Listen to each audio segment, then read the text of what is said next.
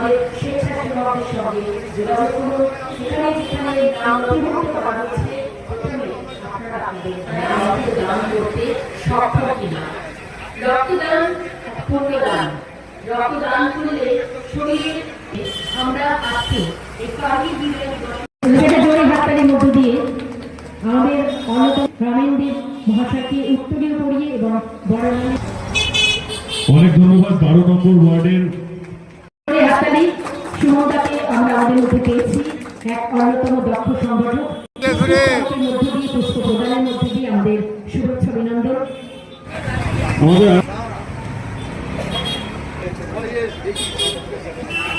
জোরে হাততালি হয়ে যায়।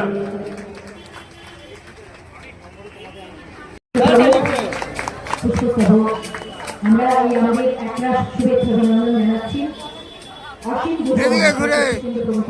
পক্ষ থেকে। আমরা সঙ্গম ডান্স রিসার্চ সেন্টারকে একটি পুষ্পস্তবক দিয়ে সম্বর্ধনা দেওয়া হবে। আমি আমাদের 12 নম্বর ওয়ার্ডে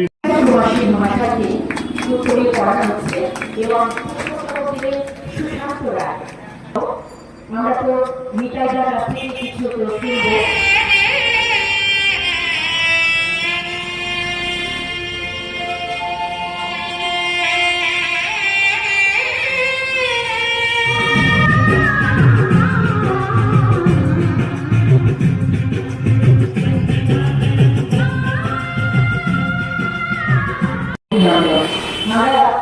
আমাদের মধ্যে উপস্থিত মিটাই কুমার সিং সেই সময়কার সেই চরম এবং কঠিন দিনগুলিতে একজন জেনারেল সেক্রেটারি গণেশ দাস এবং সুশান্ত দাস মহাশয় আমরা উত্তরীয় পড়িয়ে সুজয় দে মহাশয় উত্তরীয় পড়ালেন।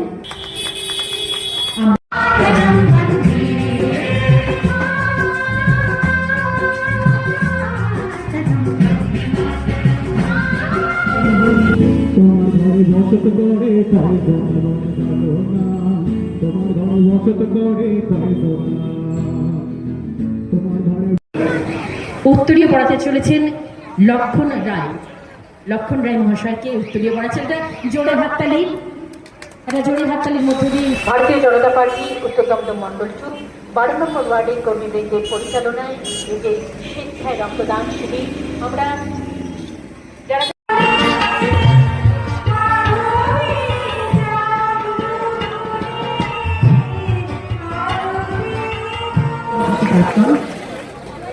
সন্দীপ সাহারায় এবং পুষ্পস্তবক প্রদান 107 নম্বর পক্ষের মাননীয় সভাপতি শ্রী সুজিত মন্ডল মহাশয় রথি বিশ্বাস মহাশয়কে এটা জোরে হাততালি।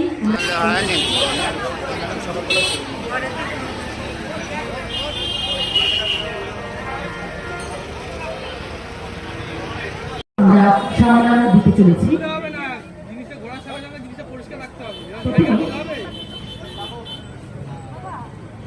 আমাদের যে ব্যালেন্স কোনো তুলনা নেই, কারণ আজ পর্যন্ত পৃথিবীতে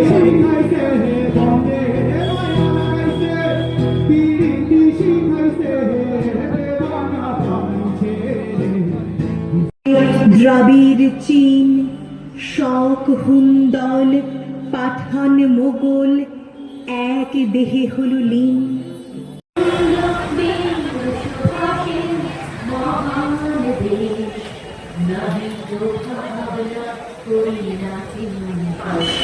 মানুষ মানুষের জন্য এই কথাকে মাথায় রেখে যারা যারা আজকের এই কার্গিল বিজয় দিবস উপলক্ষে আমাদের এই রক্তদান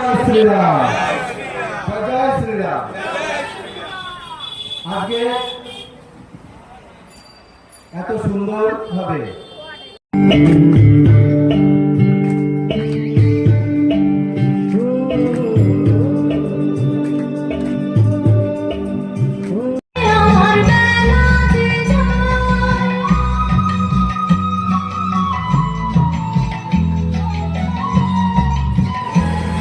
অনেক রক্তাক্ত পথ অতিক্রম করে আজ এখানে এসে থমকে দাঁড়িয়েছি স্বদেশের সীমানায়।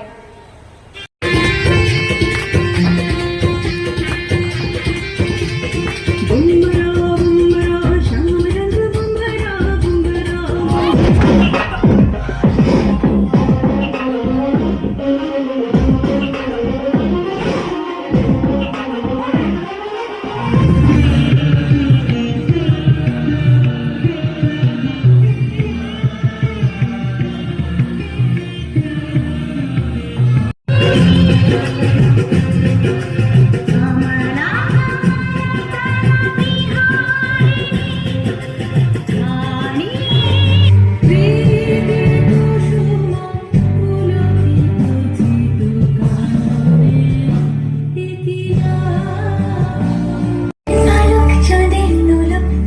চিলকে ভাসছে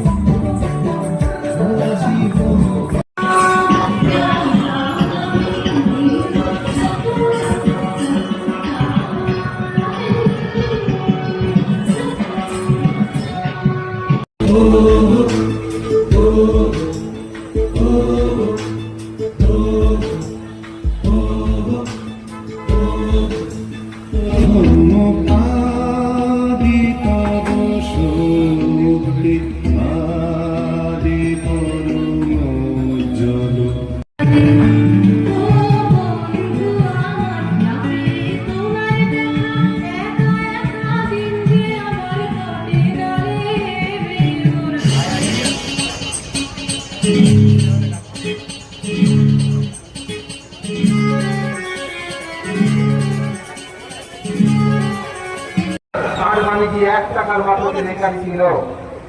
উনি কি করেছিলেন? পদত্যাগ করেছিলেন।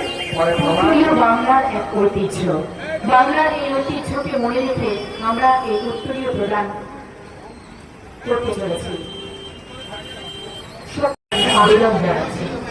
আমাদের মধ্যে উপস্থিত হতে চলেছেন মাননীয় বিধায়ক রাজাঘাট নিউ টাউনের সম্মানীয় মাননীয় বিধায়ক সজল ঘোষ, মাননীয় বিধায়িকা রত্না দেবনাথ, উপস্থিত থাকবেন মাননীয় বিধায়ক কৌস্তব বাগচি এবং উপস্থিত থাকবেন আপনি একজন স্বেচ্ছায় রক্তদাতা হিসাবে আমাদের 12 নম্বর ওয়ার্ডের কর্মীবৃন্দের এই স্বেচ্ছায় রক্তদান শিবিরে স্বেচ্ছাসেবা আমাদের সঙ্গে যোগাযোগ করুন।